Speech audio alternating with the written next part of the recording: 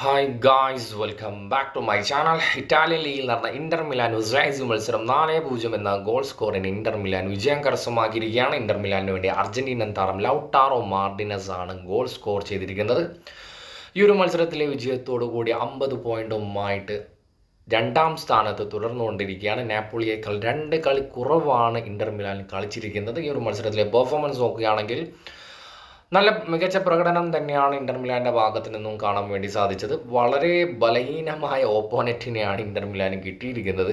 പക്ഷെ എന്നാലും കുഴപ്പമില്ലാത്ത രീതിയിലാണ് ഇതുവരെ കളിച്ച്. ഇപ്പോൾ ലീഗിൽ അത്യാവശ്യം നല്ലൊരു ഫോമിലാണ് ഇന്റർ മിലാൻ പൊയ്ക്കൊണ്ടിരിക്കുന്നത്. അവസാനം കളിച്ച സൂപ്പർ കോപ്പ ഇറ്റാലിയ മത്സരത്തിൽ മാക്സിമം നല്ല പോലെ ട്രൈ ചെയ്തിട്ടുണ്ടായിരുന്നു. 100% എഫേർട്ട് ഇട്ടിട്ട് തന്നെയാണ് കളിച്ചിട്ടുണ്ടായിരുന്നത്. പക്ഷേ നിർഭാഗ്യവശാൽ ആ ഒരു ട്രോഫി നേടാൻ സാധിച്ചില്ല. അതുപോലെ ലൗട്ടാറോ മാർട്ടിനസിനെ കുറിച്ച് പറയുന്ന സമയം സീസൺ സ്റ്റാർട്ടിങ്ങിൽ അത്ര നല്ലൊരു മികച്ച ഫോമിലായിരുന്നില്ല മാർട്ടിനസ്. പക്ഷേ ഇപ്പോൾ പഴയ ഒരു പ്രൈം ഫോമിലേക്ക് വന്നിരിക്കുകയാണ്.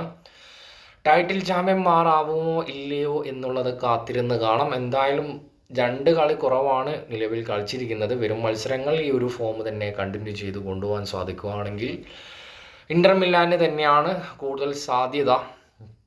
അതുപോലെ കഴിഞ്ഞ സീസണിലെ ബാലൻഡിയോർ പുരസ്കാരം അനൗൺസ് ചെയ്തതിന് ശേഷം ഞാൻ ഒരു ടോപ്പ് 3 ഒരു ടോപ്പ് 4 എങ്കിലും ലൗട്ടാറോ മാർട്ടിനെ പ്രതീക്ഷിച്ചതാണ്. പക്ഷേ 7ാം സ്ഥാനത്തേക്ക് ഒരിക്കലും തള്ളപ്പെടേണ്ട പ്ലെയർ ആയിരുന്നില്ല എന്ന് തന്നെയാണ് എനിക്ക് പറയാനുള്ളത്. ഒരു ടോപ്പ് 4 എങ്കിലും ഡിസേർവ്ഡ് ആയിരുന്നു. എന്തുകൊണ്ടാണ് അങ്ങനെ ചെയ്തതെന്ന് എനിക്ക് മനസ്സിലായില്ല ഗൈസ്.